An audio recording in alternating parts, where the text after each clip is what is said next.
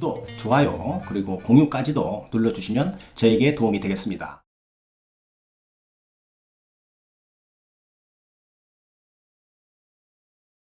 안녕하십니까. 언제나 새로운 소식, 유익한 정보, 그리고 확실한 결론까지로 교통사고 피해자에게 도움드리는 유국장TV입니다. 김 PD님, 오늘 주제는 교통사고 2주 진단으로도 1,000만 원 이상 합의금을 받을 수도 있다라는 문구로 기억나시죠? 네, 저희 이번 영상 주제였습니다. 예, 기억 하실 겁니다. 제가 볼 때는 말이죠. 그 주제도 아주 좋았다고 생각이 듭니다. 내용도 나쁘지는 않았습니다. 시청자 및 구독자의 반응도 상당히 좋아서 80만 이상 조회수도 나왔고요. 그런데 좀 제가 생각할 때는 좀 아쉬운 점이 있다고 한다면 제가 그때 당시에 유튜브를 처음 해보는 그런 시점이었기 때문에 그 언어의 그 정확한 처리가 좀 서툴렀죠. 네네. 네, 듣기에 좀 불편한 그런 습관적인 언어가 시청하시는 분들에게는 좀 지적이 됐고요. 또 미숙했던 부분도 좀 있었습니다. 이러한 그 편치 않은 마음이 있었으나 그래도 부족했지만 그래도 유국장 TV의 원래 취지는 법률적인 교통사고 처리의 그 정보 전달의 역할이었기 때문에 이 시점까지 온 것이 아닌가 이렇게 판단이 됩니다. 자, 이러한 여러 단점을 보완해서 다시 한번 잘 촬영을 해서 보여드려야겠다는 생각 끝에 김 PD님하고 잘 상의를 해서 2021년 버전으로 촬영을 하게 된 것입니다. 네. 네, 김 PD님 참 시간 빠르죠? 예, 빠릅니다. 1년 6개월 전입니다. 네. 이번 영상 올라간 시기 말입니다. 네, 계절이 벌써 몇 번 바뀐 것 같은데 시간이 좀 네. 많이 간 것 같습니다. 네. 그리고 그동안 코로나 바이러스라는 게 생겨서 네. 우리 사회의 문화도 좀 큰 변화가 있는 듯합니다. 그렇죠. 엄청난 변화죠. 이제는 코로나 바이러스와 같이 이제 같이 살아가는 운명인가 봅니다. 자, 곧 인간이 코로나로부터 승리하는 시기가 올 것으로 저는 기대를 해봅니다. 자, 들어가겠습니다. 주제는 말이죠. 2주 진단으로도 합의금 1,000만 원 이상도 받을 수도 있다.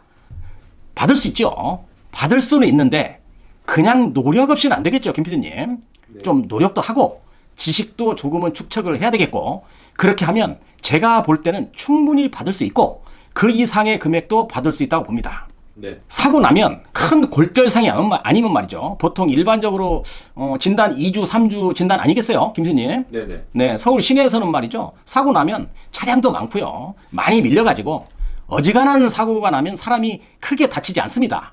그거 참 다행인 것이죠. 네. 네, 접촉사고가 나면 진단이 많이 나올래야 나올 수가 없는 것이죠. 네. 물론 차량이 좋아진 것도 있고요. 그 병원 가면은 보통 그냥 기본 진단 2주 아닌가요? 그렇습니다. 병원에 가면 보통 의사 선생님들이 눈 감고 내는 진단이 2주, 3주 진단이다 이렇게 얘기를 하죠. 네. 진단 2주 진단이나 3주 진단 의미는 비슷합니다.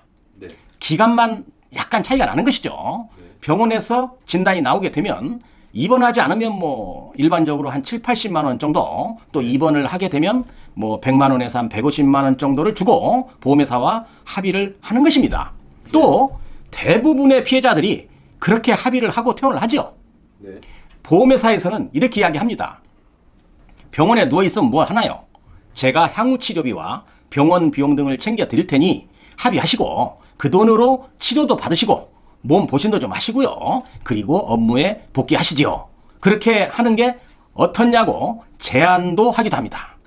그러면 대부분의 사람들은 합의를 하고 퇴원을 하게 되는 것입니다. 네. 그런데 여기에서 잘못되면 안 되는 겁니다. 나중에 교통사고 후유증으로 고생하는 경우가 많이 있는 것입니다. 저는 그런 경우를 많이 보았거든요. 네. 그런 사례는 다음에도 제가 충분히 간간히 설명할 기회가 있겠고요. 우선은 오늘은 주제가 교통사고 2주 진단으로도 1,000만 원 이상 합의금을 받을 수 있다라는 주제이기 때문에 이 돈을 받을 수 있는지 없는지에 대해서 여기에 대해서 집중적으로 설명을 들어가도록 하겠습니다. 보통 교통사고 나면 말이죠. 아주 경미한 사고는 안 되겠죠.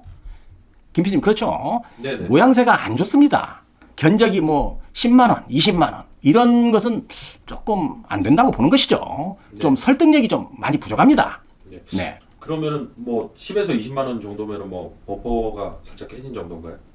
깨졌다기보다는 좀 기스란 정도겠죠. 네네. 예, 그런 정도입니다. 그런 경우는 제가 봤을 때도 칠이 좀 벗겨진 정도 이런 정도가 될 것입니다.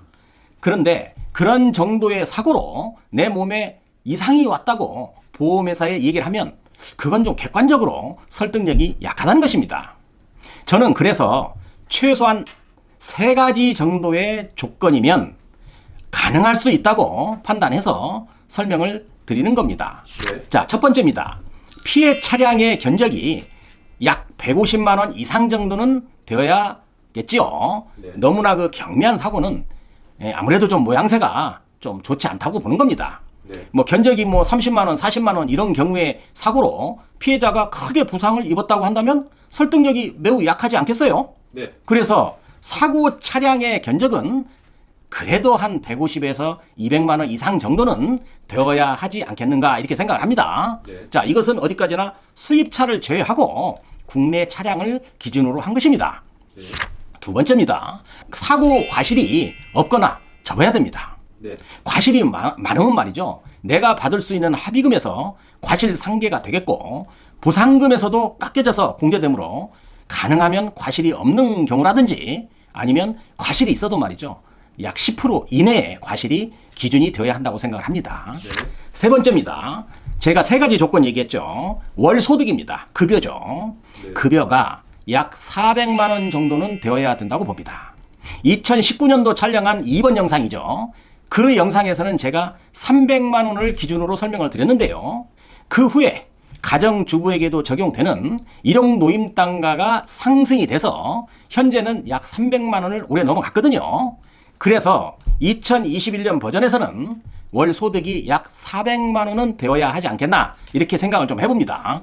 이 정도 3가지 조건에 충족이 되면 교통사고 피해자가 여기에 해당이 된다고 한다면 저는 1000만 원 이상도 받을 수 있다라고 보는데요. 가능하다고 봅니다. 그런 내용에 대해서 처음부터 지식이 있거나 대처 방향을 잘 모르거든요. 그렇기 때문에 피해자들도 공부하고 노력해서 자신의 권리를 찾아야 하는 것입니다. 노력하지 않는 사람에게는 기회가 오지 않는 법입니다. 네. 저도 예전에 사고가 있었는데요. 네. 그 앞차가 후진하면서 제 차를 받은 사고인데 네. 좀 특수한 경우이긴 한데 네. 그 말씀하신 딱 그 정도 받았거든요. 네. 더 받을 수도 있었겠네요. 네. 그 당시 어느 정도 받으셨나요? 그 당시 아마 100만 원 조금 안 됐던 것 같습니다. 네. 아주 기본적인 합의를 한 것입니다. 네. 그런 합의를 한 후에 아무런 문제가 없었다면 모르겠는데 합의 후에 몸이 시름시름 아프다거나 아니면 병원에 가서 뭐 물리치료도 하고 또 치료비로 상당한 금액이 들어가게 된다면 그 100만 원의 합의금은 매우 부족하다는 것입니다. 네. 또 여러 가지 교통사고로 인한 정신적인 스트레스도 좀 있었겠고요. 네. 보험회사를 상대로 내 권리를 충분히 찾는 것도 어떻게 보면 굉장히 중요한 문제인 것입니다. 네. 저는 대충 넘어가서는 안 된다고 보는 것입니다. 오늘 주제인 교통사고 2주 진단으로도 이런 금액을 받을 수도 있다. 이런 내용을 보면 말이죠. 우리가 노력하지 않으면 어느 누구도 돈을 그냥 주는 사람이 없죠. 보통 교통사고 후에 진단병명이 접촉사고인 경우에는 병원에서 나오는 것이 거의 정해져 있습니다. 네. 골절이 없는 경우에는 대부분 그 염좌라는 병명이 나오는데요. 요추부 염좌, 경추부 염좌 이런 식입니다. 염좌라는 것은 인대나 근육 등이 외부 청격에 의해서 조금 늘어났다 이런 이야기입니다. 네. 교통사고가 나면 염좌라는 병명은 목이나 허리에 많이 오게 되어 있는데요. 그러면 보험회사에서는 염좌라는 병명으로 합의금을 산정을 해서 100만 원이다 이런 식으로 기준을 잡아서 합의금을 주는 것입니다. 김 PD님도 그렇게 합의금을 받은 것입니다. 네. 가만히 생각해보면 말이죠.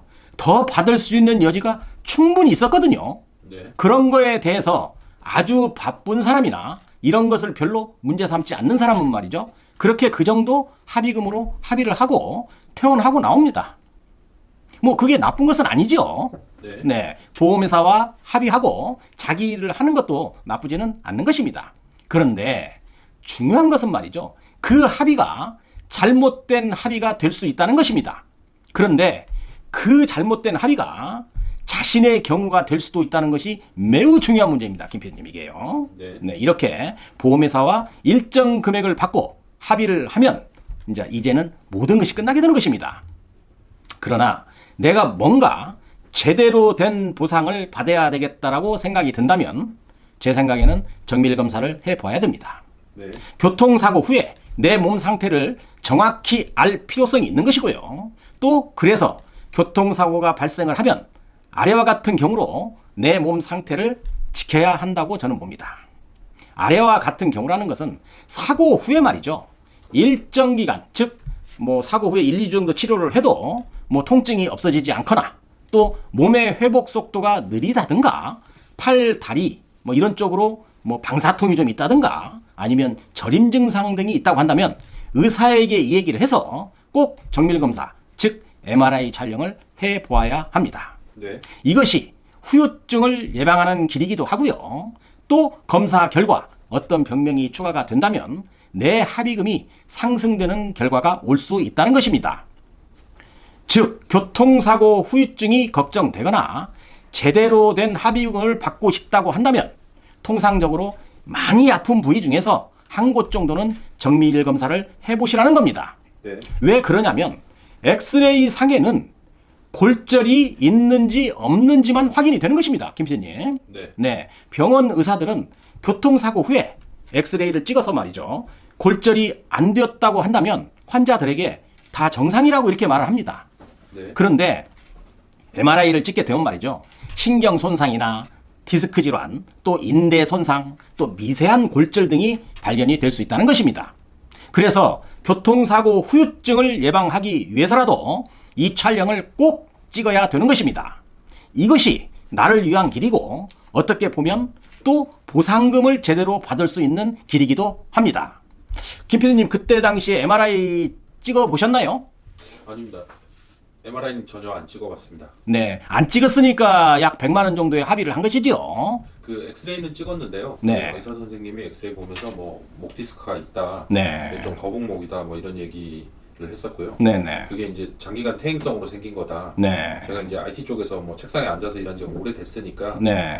그래서 뭐 그런 게 아닐까 싶습니다. 네네. 네, 그래요. 제가 부연 설명을 좀 드린 말이죠. 의사 선생님들은 대다수 엑스레이를 찍고 와서 거북목이다, 일자목이다, 약간의 디스크기가 있다 이렇게 말씀하는 것들은 일반적인 이야기입니다. 네. 그렇게 얘기하면 다 맞아요.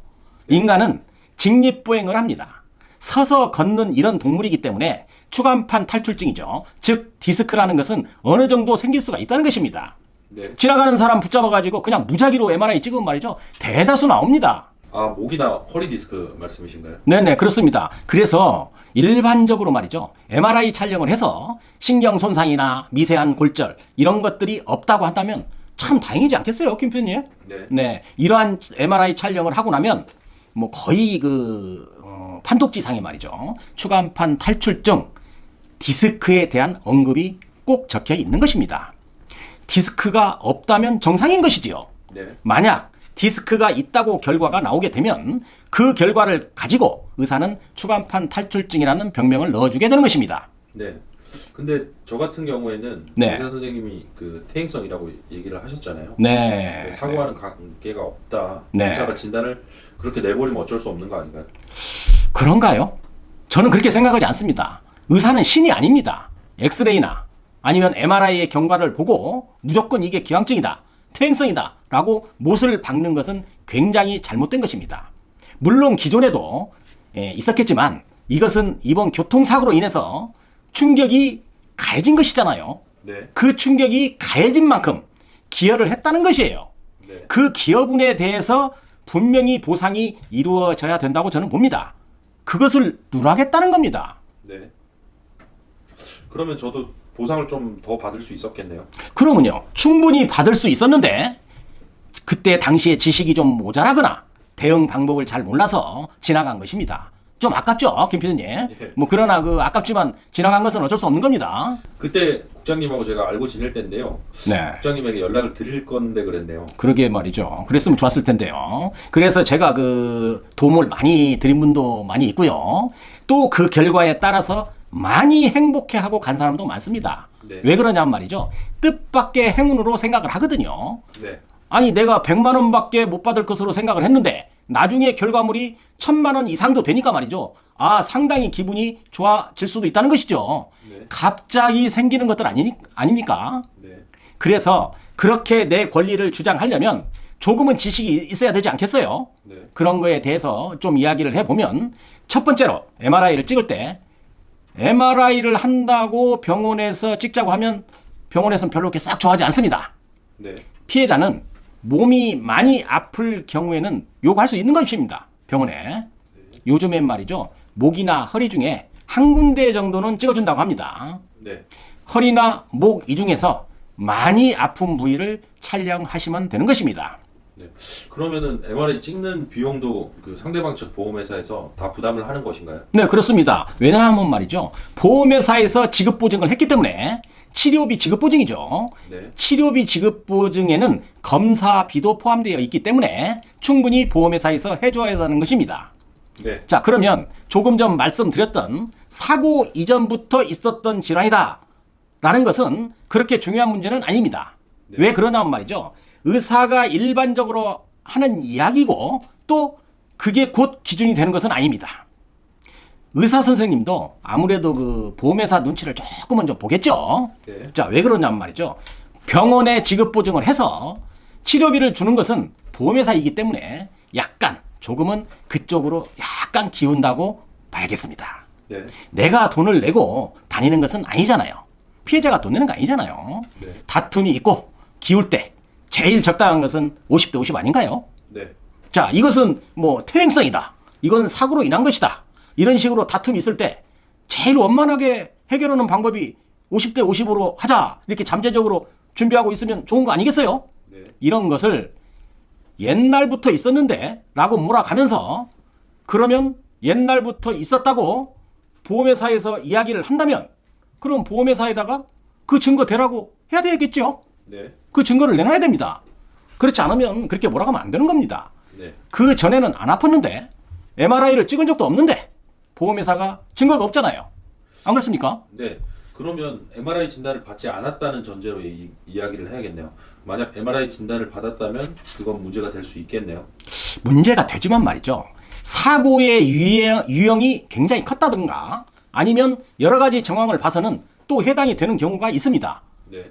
예를 들어서 사고의 견적이 뭐 차량 견적이 한 7, 800만 원 나왔다. 이런 대형 사고인데 아무리 내가 디스크 질환이 있었다고 하더라도 이런 사고가 내 몸에 충격이 안 갔겠어요? 충분히 갈 수 있는 것이죠. 네. 그런 문제는 사안 조금 차이가 있을 수 있습니다. 뭐 오늘 이런 이야기를 쭉 해보는 것이니까요.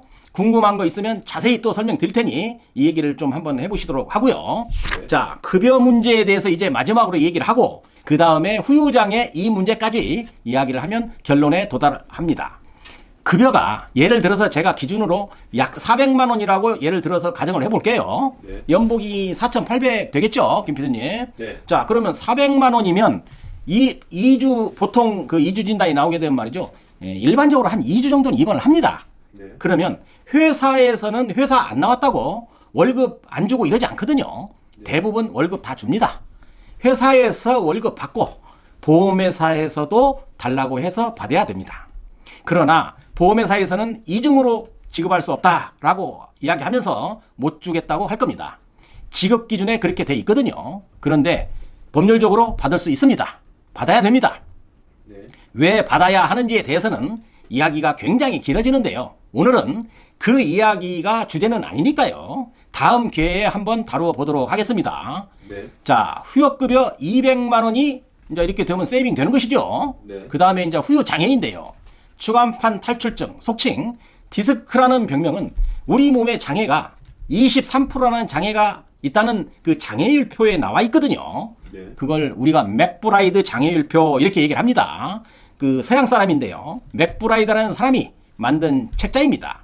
이 책자를 기준으로 어디에 골절이 생겨서 장애가 남는다면 몇 프로, 또 어디에 문제가 생겨서 몇 프로 이렇게 장애의 기준을 책자화되어 있는 것입니다. 거기에 나와 있는 추간판 탈출증 장애는 23% 장애를 인정하라고 나와 있습니다.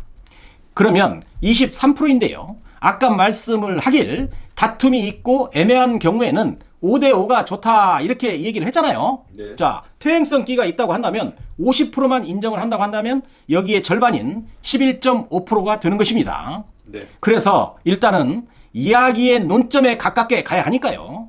다툼의 소지가 있다면 5대5 하자 했으니 50%를 주장할 수 있는 거 아니겠어요? 네. 이전에는 뭐 사고 난 적도 없는데요. 그럼 11.5%가 장애율이 되는데 여기에서 중요한 것은 이제 기간이 되겠죠. 네. 보험회사에서 이런 경우를 가지고 뭐 영구장애다 이렇게 인정하지는 않을 겁니다. 네. 그래서 일반적으로 한시적 2년 정도 장애 기간을 인정받는 것이 통상적입니다. 자, 지금 이야기하는 것은 추간팔 탈출증으로 수술을 한 경우나 또 그로 인해서 신경마비 증상이 있는 경우는 제외하는 것이고요. 네. 정밀검사상에 MRI 상에 소견이 나와 있고 진단서가 발급된 그런 경우를 가지고 이야기를 하는 것입니다. 자, 그러면 자, 계산이 나오게 됩니다. 자, 급여 400만 원 되시는 분이 곱하기 11.5%겠죠. 네. 자, 그러면 금액 나오겠죠. 46만 원입니다. 이것을 곱하기 개월수를 해야 합니다. 아까 제가 2년이라고 했죠. 2년간 24개월을 곱할 수는 없는 것입니다. 왜 그러냐면 우리가 미리 돈을 받잖아요. 예를 들어서 보험회사에서 그달 돈을 주는 것이 아니기 때문에 24개월치를 미리 지급받는 것이죠. 그렇기 때문에 선이자를 공제하는 방식이죠. 호프만 개수가 있는 것입니다. 그 개수를 곱하게 되는 겁니다. 네. 자, 그러면 400만 원 곱하기 11.5%죠. 여기에다가 46만 원이 되는 데다가 2년간의 호프만 개수가 22.8290입니다. 그렇게 되면 약 1,050만 원 정도가 계산이 되게 됩니다. 네. 그렇죠. 자, 이 금액이 후유장애, 즉 디스크 장애로 나오는 금액입니다. 허리나 목 디스크로 나오는 금액이 되겠습니다. 네. 자, 그러면 앞에서 피해자가 2주간 입원했다고 그랬죠. 네. 거기에 대한 후유급여 발생했죠. 네. 그 아까 제가 세이빙 된다고 얘기했죠. 자, 200만 원 발생한 겁니다. 그러면 후유장애 1,050여만 원 하고 200만 원 하고 합하면 약 1,250만 원 정도가 됩니다. 네. 이 돈 받아야 됩니다. 네. 우리가 큰 그림을 그리는 데 있어서 뭐 세세한 것은 따지지 마시고요. 여기에서 빠진 것이 무엇이냐? 이것은 위자료입니다. 보험회사에서 주겠다는 위자료는 너무나 소액인 것입니다. 네. 지급 기준대로 주는 것인데 금액이 너무 적으니까 보험회사 도움되라고 그것은 받지 않아도 됩니다. 큰 금액 아니니까요. 자, 그러면 예를 들어서 1,250만 원 정도 되는데 이 금액 달라고 하면 보험회사가 순순히 주겠어요? 안 줍니다. 협상해서 약 한 1,000만 원 정도 받으면 됩니다. 보험회사도 좀 남아야 되지 않겠어요? 그래야 또 보험회사도 좀 깎는 맛도 있고 좀 그럴 겁니다. 네. 그래도 약 20% 정도 빠지는 거네요. 네, 그렇죠. 근데 예를 들어서 똑똑한 친구나 또 깐깐하게 구는 사람들 있잖아요. 네. 자기 주장 강하게 하는 사람들 있죠. 그런 사람들 다 받을 수 있어요. 그렇게 처리하는 방법이 있기 때문에 사소한 교통사고나 진단이 2주 나왔다, 3주 나왔다 이렇다고 하더라도 그걸 경시해서는 안 된다는 겁니다. 또한 기준을 잡았던 것은 급여가 제가 400만 원을 기준으로 잡았죠. 네. 예를 들어서 고액 받으시는 분들도 요즘 많거든요. 그러면 같이 비례한다고 보시면 되는 겁니다. 합의금이요. 저는 인크리스 된다고 보는 것이죠. 금액이 늘어나는 겁니다. 네. 급여 400만 원 부분만 변경해서 그러면은 고액인 분들도 거기에 맞게 계산하면 되는 거네요. 그렇습니다. 네. 그렇기 때문에 이 문제를 가지고 말이죠. 보험회사를 상대로 해서 아주 꼬치꼬치 따지는 사람한테는 보험회사 못 당합니다. 네. 오늘 영상이 자기 자신이 너무 쉽게 포기해버리는 그런 권리들을 찾는 그런 영상이 됐으면 좋겠습니다. 김 PD님. 네. 오늘은 진단 2주 진단으로도 1,000만 원 이상 합의금을 받을 수도 있다라는 제목으로 설명을 드렸는데요. 이런 식으로 풀어나가면 충분히 1,000만 원 이상도 받을 수도 있고 꼭 1,000만 원이 안 되면 어떻습니까? 김 PD님. 네. 100만 원보다는 낫지 않습니까? 네. 네. 예를 들어서 뭐 8, 900 정도 받으면 어때요? 100만 원보다는 나은 겁니다. 근데 왜 이것이 중요한 거냐면 예를 들어서 말씀 한번 드릴게요. 교통사고 나서 내 몸이 다치잖아요. 솔직히 100만 원어치만 다치겠어요? 이거 돈으로 환산 안 되잖아요. 너무나 보험회사는 기계적으로 그 적은 금액으로 합의를 하고 끝내려고 하기 때문에 가능하면 내가 노력해서 내 권리를 다 찾는 것도 저는 중요하다고 봅니다. 네. 오늘 영상이 그동안 교통사고에 대해서 무지해서 그리고 정보가 없어서 적당한 금액에 합의를 해버린 이런 사람들이 앞으로는 내 권리를 어느 정도 찾을 수 있는 계기가 됐으면 좋겠습니다. 네. 네, 김 PD님 어때요? 오늘은 그 1년 6개월 전에 그 촬영했던 것을 2021년 버전으로 다시 촬영을 해봤는데요. 네. 그 이번 영상을 기초로 최대한 그 이해하기 쉽게 한다고는 했는데 촬영을 하면서 보니까 김 PD님도 예전에 비해서 많은 법률 지식을 갖췄다고 저는 새삼 느끼게 된 거거든요.